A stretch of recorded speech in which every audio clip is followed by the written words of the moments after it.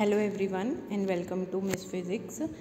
So this is from booklet B, question number 39, and the paper is lecturer cadre 2016. So this question is from quantum mechanics. The question is the energy eigenvalues of a particle in the potential Vx is equal to half m omega square minus ax r.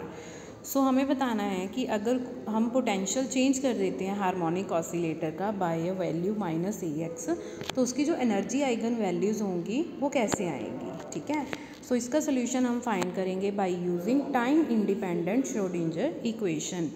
So that is given by D square psi over D X square plus 2m by H cross square E minus V psi is equal to 0.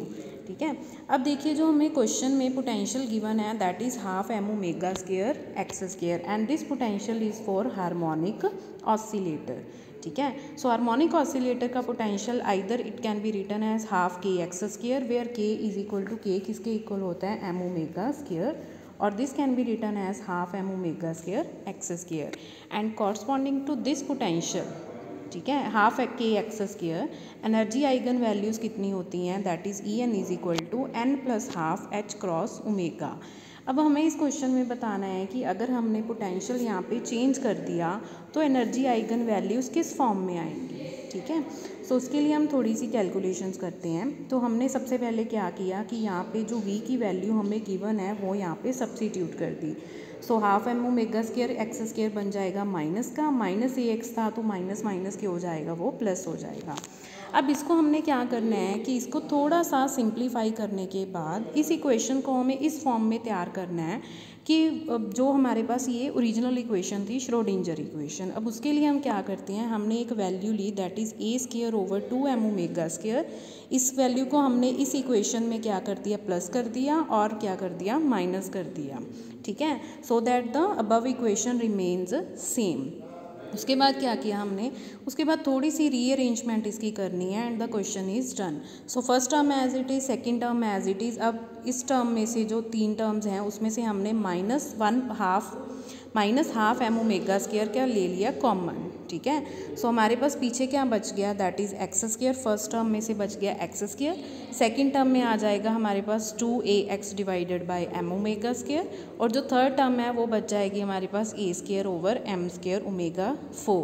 Okay, and psi is equal to 0. Okay, the next step is फिर से first value as it is, second value as it is. ठीक है, वह half M omega square. Now this value, ये जो bracket में value है this can be written as the whole square of X minus A divided by M omega square. अब इसका क्या बन रहा है, ये इक्वेशन होल स्क्वायर बन रहा है. आप देख सकते हो for the first term is X square, second term is A square over M square omega 4, third term क्या आएगी माइनस 2ab, तो ये हमारे पास आ गई थर्ड टर्म. ओके, नाउ अब हम इसमें चेंज करते हैं इक्वेशन में. सो सबसे पहले हम ये जो फैक्टर है, ये जो दो वैल्यूज़ हैं इसको हम रिप्रेजेंट करते हैं ई डैश से. ठीक है, कर लेते हैं. और ये जो स्केयर वाली वैल्यू है इसको हम रिप्रेजेंट कर लेते हैं एक्स डैश से, so that D X dash is equal to D X. तो देखिए अगर हम एक्स की जगह पे एक्स डैश यहाँ पे फिल करेंगे तो हमारे पास इक्वेशन में कोई भी चेंज नहीं आएगा. सो अब न्यू वेरिएबल्स हमारे पास आ गए. One is E dash and second is x dash. तो ये जो अबव इक्वेशन है हमने इसको न्यू वेरिएबल्स में क्या कर दिया, कन्वर्ट कर दिया. नाउ सी, अगर आप ध्यान से देखो तो ये हमारी वही इक्वेशन बन गई जो हमने फर्स्ट लिखी थी Schrodinger equation, time independent Schrodinger equation. ठीक है, उसके कॉरस्पॉन्डिंग यहाँ पे ई की जगह पे आ गया ई डैश और एक्स स्क्वायर की जगह पे आ गया यहाँ पे एक्स डैश स्क्वायर. ठीक है, सो अगर हम इसको फर्स्ट इक्वेशन से कंपेयर करें जो हमारी ओरिजिनल इक्वेशन थी तो उसके अकॉर्डिंगली जो ई डैश है वो किसके इक्वल है, E plus A square over 2m omega square. इसकी वैल्यू एनर्जी वैल्यू किसके इक्वल आनी चाहिए, इक्विवेलेंट होनी चाहिए, that is N plus half H cross omega. अब क्यों इक्विवेलेंट होनी चाहिए, क्योंकि जो हमारी ये वाली इक्वेशन बन गई वो सिमिलर फॉर्म में बन गई जो हमारी ओरिजिनल इक्वेशन थी. ठीक है, उसी फॉर्म में हमने इसको क्या कर दिया, कन्वर्ट कर दिया. सो यहाँ से हमारे पास आ जाएगा कि ई की वैल्यू कितनी आ जाएगी, जो न्यू एनर्जी आइगन वैल्यूज़ है वो किसके इक्वल आ जाएगी, N plus half H cross omega. ये फैक्टर इधर आके दिस राइट हैंड साइड पे आके क्या हो जाएगा माइनस का, सो ये बन गया A square minus A square over 2m omega square.